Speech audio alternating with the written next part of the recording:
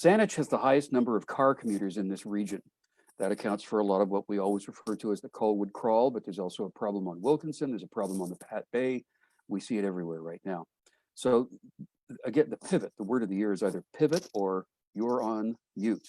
But let's talk about the pivot right now to go over into getting people in different modes of transportation. There's a proposal out there for a West Shore ferry to bring people from the West Shore into downtown. The Island Rail Corridor has been in play about the creation of rail traffic, an enhancement of transit service to and from Indigenous communities, as well as to get connection points a little more connected within this region. There are private carriers that can move into that. There's the ferry shuttles getting people to and from the airport and the ferries. But what can be done? What are your thoughts on using, first of all, the Douglas corridor more efficiently and just getting people out of cars and doing things in a more friendly way for commuters? And Lana, let's start with you. Great, thanks, Bruce. So I can say for sure that the traffic has become worse since my time living in Saanich. I live almost at the end of the riding near Elk Lake. And so it used to take me about 30 minutes to get downtown, and it probably takes me closer to 45 minutes now, and that's over a decade. So it's definitely increasing.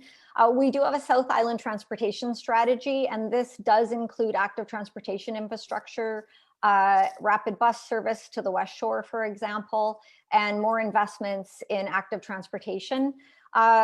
The transit priority lanes on the Douglas corridor, that needs to be built on. And so we know that we have to get more people doing public transit. In our platform, we have promised that kids under the age of 12, they will be free riders with BC Transit. So that's how you start to grow new young transit users. About 5% of the daily travel in the CRD right now is by cycle. And so we've earmarked $3 billion to improve active transportation in the province, and I will be advocating to get those dollars here. Great. Thank you, Lana. Let's go to Kate. Great, thank you. We definitely need to be taking a look at getting people out of single occupancy vehicles, and the Douglas corridor is an area with lots and lots of potential.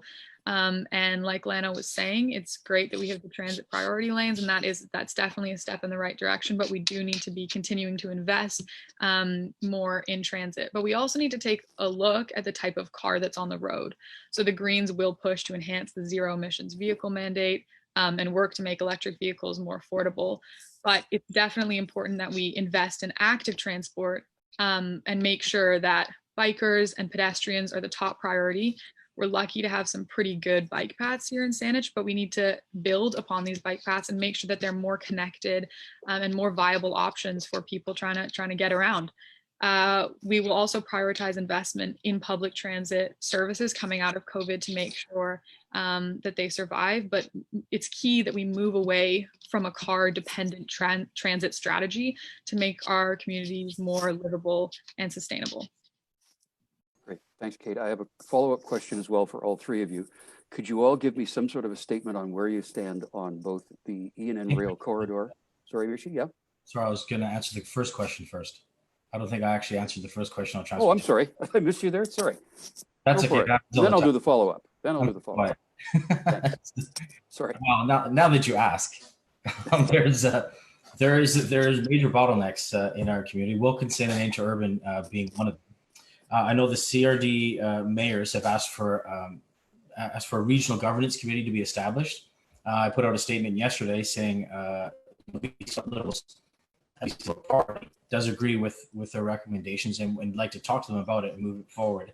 And I'd like to be the liaison, the government liaison, if that committee is established, to look at all of these areas of priority and really get to work with their input on where we need to enhance and ease traffic flow and congestion. Douglas corridor is great.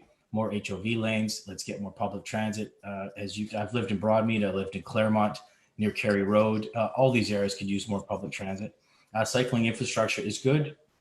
We need to make sure people are, sharing their cars, getting on their bikes, but make sure it's safe as well. I've done a lot of work with advocacy for safer roads, and so I want to ensure that we're also looking at safer roads when we're looking at these enhancements to transportation and traffic.